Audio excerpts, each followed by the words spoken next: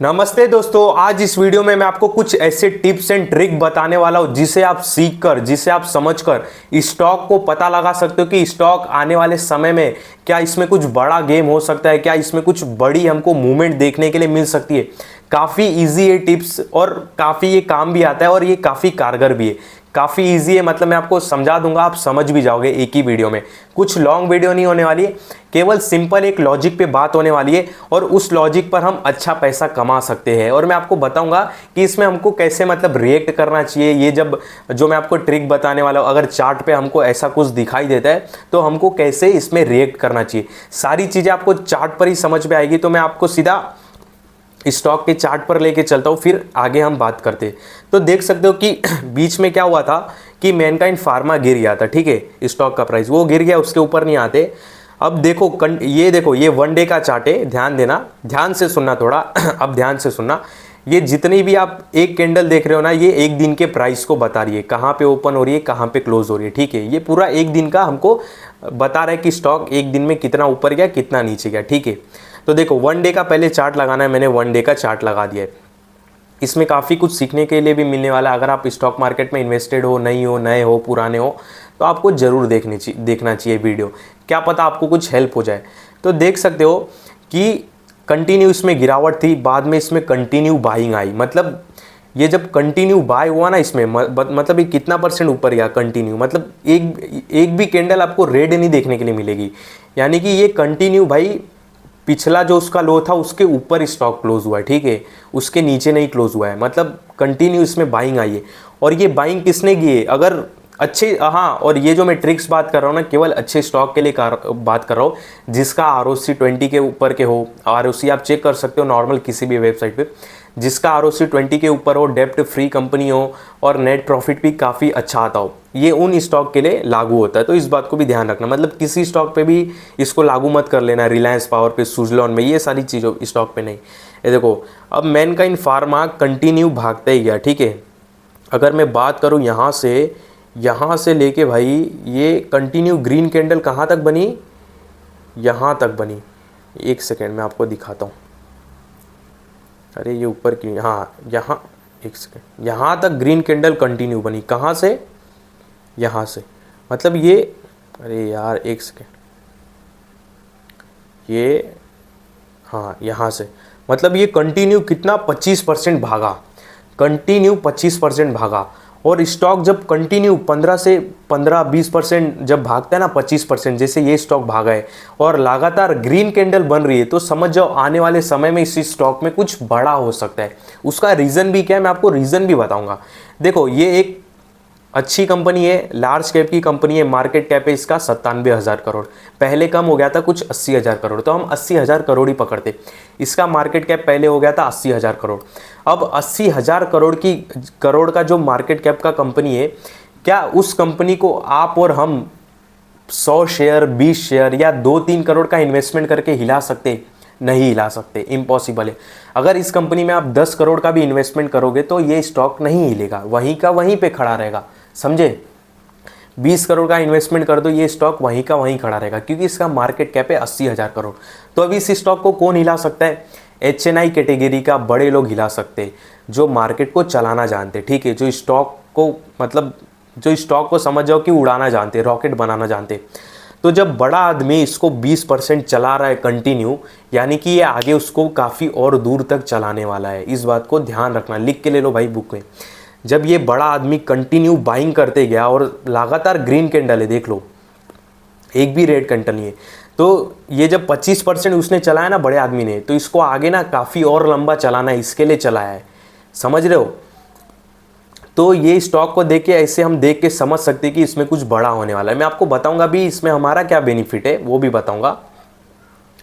और एक और बात ध्यान रखो, अगर ये सारी बातें ना अच्छे स्टॉक पे लागू होती है, HDFC bank, Kotak bank, doctor Reddy, sun pharma, Cipla, इन सारे पे, हाँ, किसी पे भी मत ले लेना, सुजलॉन, सिप्ला, ये कर्जे में डूबी हुई company, upper circuit, lower circuit, ये छोटी मोटी कंपनी में तो नहीं लेना, जिसका मार्केट कैप भाई 50-60 हज़ार करोड़ के ऊपर हो।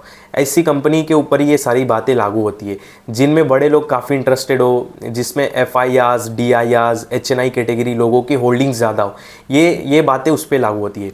तो अभी देखो इसमें हमें क्या सीखना है, अगर स्टॉक कंटिन्यू 15% से ज़्यादा भाग रहा है और उसकी जो कैंडल है सारी ग्रीन कैंडल है, ठीक है, सपोज मैं इसको 15% कर देता हूँ यहाँ पे, तो भाई मोबाइल हीट होने की वजह से मोबाइल बंद हो गया था, मैं कंटिन्यू अपनी बातें करता हूँ, ठीक है। तो अभी देखो हमको पहचानना कैसा है कि इसमें कुछ बड़ा हो सकता है, मैं आपको बताता हूँ। मान लो कि कोई स्टॉक, हाँ मैंने आपको बता दिया कि स्टॉक अच्छा होना चाहिए, मार्केट कैप अच्छा होना चाहिए, 50-60 हज़ार करोड़ के ऊपर कर्जा नहीं होना चाहिए, अच्छा बिजनेस होना चाहिए, आरओसी कम से कम 20% से ऊपर होना चाहिए, इस बात को ध्यान रखना। सुजलॉन, फुजलॉन, रिलायंस पावर, जीटीएल इंफ्रा, ये सारे बातें नहीं लागू होती जो मैं आपको बता रहा हूँ। मान लो कि कोई स्टॉक कंटिन्यू 15% भाग रहा है ग्रीन कैंडल के साथ, हाँ ये देखो सारी ग्रीन कैंडल है, और ये एक कैंडल एक दिन को बताता है, हमको 1 डे पे रखना है चार्ट को।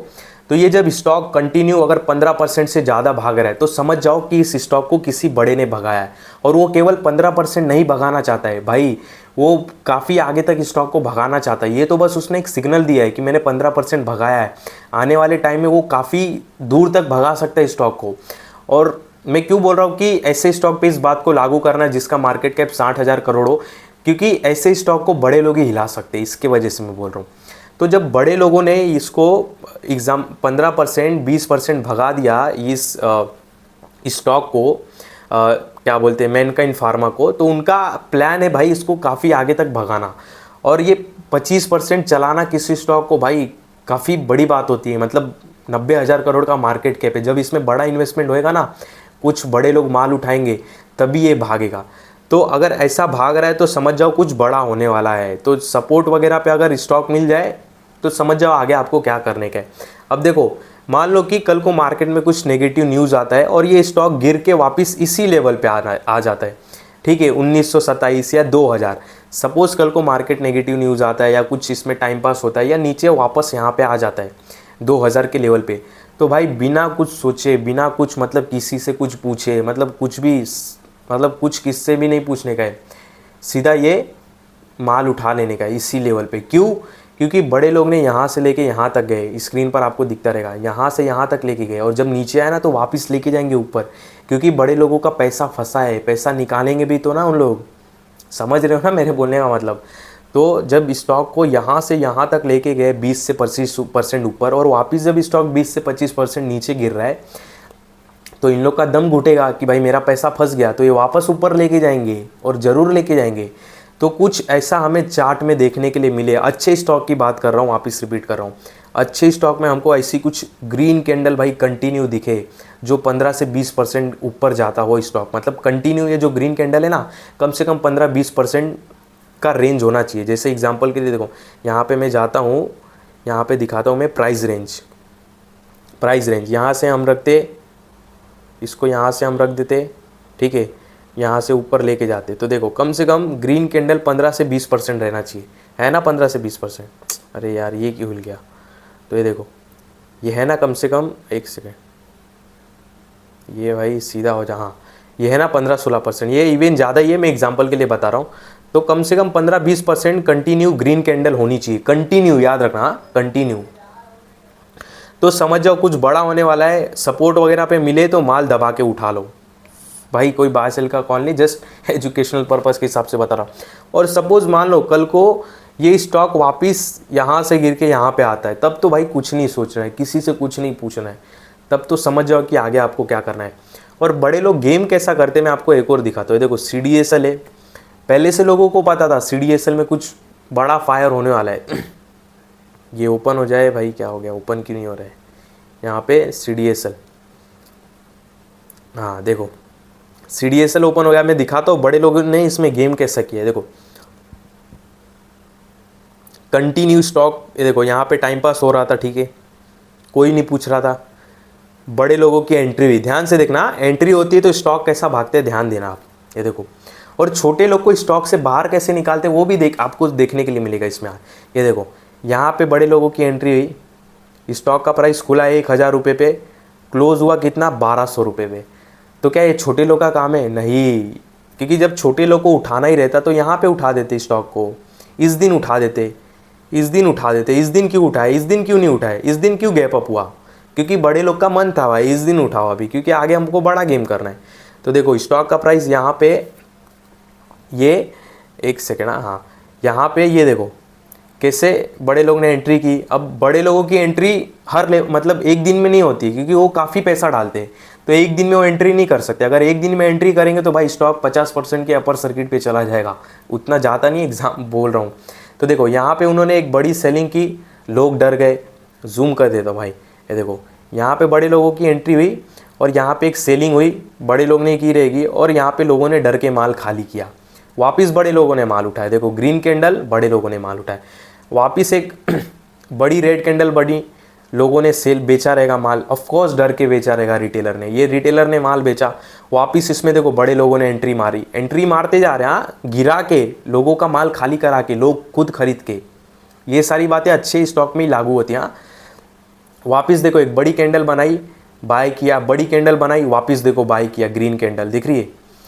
फिर क्या भाई, जितना पोजीशन बनाना था उनको बना लिया, लोगों से माल निकाल के। रेड कैंडल देख रहे हो ना, लोगों से माल निकाला है, और ये जो ग्रीन कैंडल दिखा रहे हो, इन्होंने माल दबा के उठाया। फिर क्या भाई, देखो स्टॉक फायर सीधा कितना 1260 से ये 1664 तक चला गया, 1662 चला गया।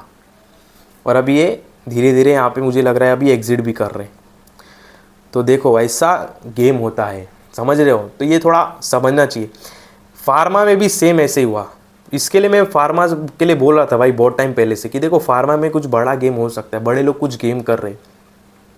और ये जब बड़े लोग 15-20% चलाते ना, किसी अच्छे स्टॉक को 15% चलाए, जिसे मैं आपको दिखाया कंटिन्यू ग्रीन कैंडल बन रही है, तो वो केवल 15% के लिए नहीं उतरे मार्केट पे, उनको भाई आगे और भी लंबा चलाना है, 50-60% चलाना है। वो तो एक हिंट दिए बस कि भाई हम आ चुके हैं इसको चलाने के लिए।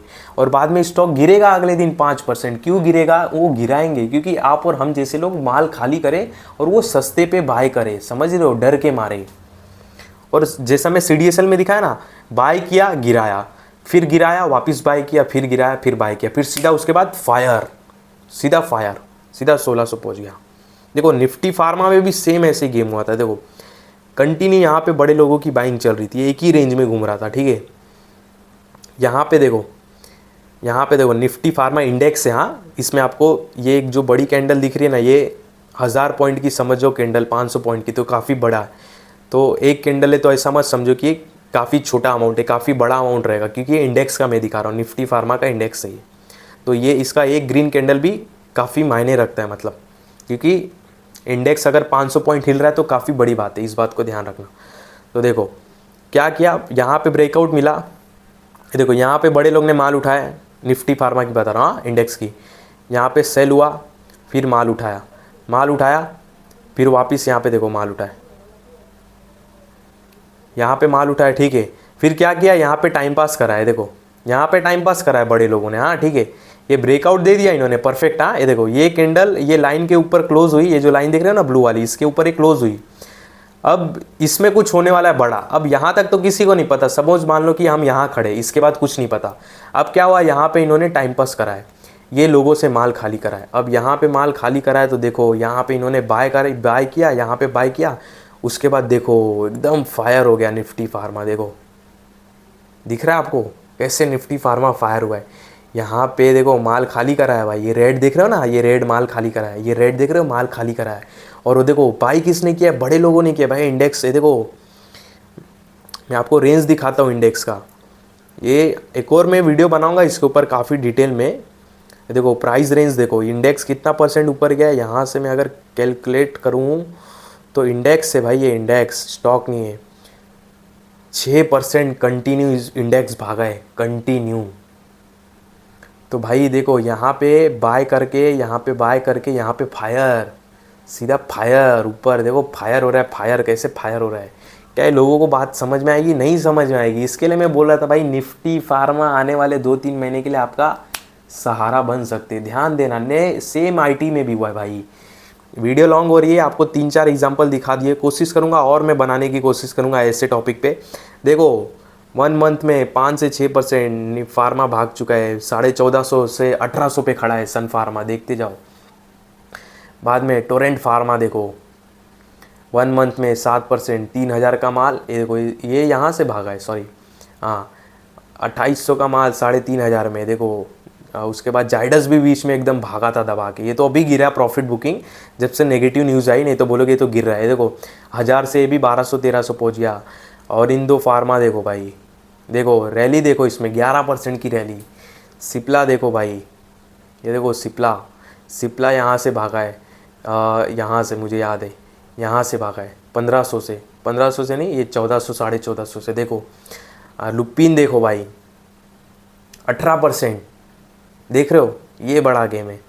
बाद में एक और था यार शायद एल्कम, ये देखो एल्कम 13% भाई, क्या चाहिए। 1500 का सन फार्मा 1800 पे खड़ा है। 5200 का एल्कम 6000 पे खड़ा है। फिर यहाँ पे डॉक्टर रेड्डी देखो भाई, डॉक्टर रेड्डी में नेगेटिव न्यूज़ बना रहे थे 5000 आएगा। ये देखो ये 5800 का माल 7000 पे खड़ा है डॉक्टर रेड्डी का। तो कैंडल देख के आप समझ सकते हो कि कुछ बड़ा हो रहा है कि नहीं। कैंडल अगर कंटिन्यू ग्रीन है, कंटिन्यू 1 डे पे चार्ट लगाना, कंटिन्यू ग्रीन बन रहा है, और वो कैंडल का जो लंबाई है यानी कि जो कंटिन्यू कैंडल बन रही है, अगर वो 15% से ज़्यादा है उसका प्राइस रेंज, तो समझ जाओ कुछ बड़ा होने वाला है। और ये अच्छे स्टॉक में लागू होता है जिसका आरओसी वापस रिपीट कर रहा हूँ 20 से ज़्यादा हो, मार्केट कैप 70,000 60,000 करोड़ से ज़्यादा हो, नेट प्रॉफिट उनका ईयरली 200 करोड़ से ज़्यादा होना चाहिए। ऐसे स्टॉक में अगर ऐसा कुछ मूवमेंट दिख रहा है तो समझ जाओ कुछ बड़ा गेम होने वाला है। और जहाँ से ये बड़ा गेम हुआ है यानी कि मैनकाइंड फार्मा जहाँ से भागना चालू किया है, अगर वापस उसी रेंज में आ जाता है तो भाई बिना कुछ सोचे आपको पता है क्या करना है, समझ गए ना। तो ये था भाई एक छोटा सा मार्केट अवेयरनेस के ऊपर वीडियो। आई होप आपको अच्छा लगा रहेगा। अगर ऐसे ही और भी कंटिन्यू आपको वीडियो चाहिए तो आप कमेंट कर देना कि भाई ऐसे कुछ और भी वीडियो बनाओ जिससे हम भी थोड़ा मार्केट को समझ सके। बाकी मैं भी सीख रहा हूँ, मुझे भी उतना नॉलेज नहीं है भाई, जितना सीखता हूँ उतना सिखाता हूँ। अगर आपको कुछ एक्स्ट्रा नॉलेज हो तो आप वो भी कमेंट करके बता सकते हो। और अगर आपको किसी स्टॉक के बारे में पूछना है तो वो भी कमेंट कर सकते हो। आप मुझे ये स्टॉक के बारे में पूछना है तो उसके ऊपर भी हम वीडियो या आपके कमेंट में आपके सवालों का जवाब मिल जाएगा। तो ये था भाई एक वीडियो, आई होप आपको अच्छा लगा रहेगा। इस वीडियो में आपको कोई भी बाय सेल का कॉल नहीं है, ध्यान रखना। जो भी बाय सेल का कॉल लेना रहता है एक सेबी रजिस्टर्ड एडवाइजर से लेना होता है। जो भी मैंने आपको प्राइस रेंज दिखाया, स्टॉक का नाम बताया, केवल स्टडी और एजुकेशनल पर्पस के हिसाब से बताया। इसमें कोई भी भाई बाय सेल का कॉल नहीं है, ध्यान रखना भाई। इस वीडियो में आपको कोई भी बाय सेल का कॉल नहीं है।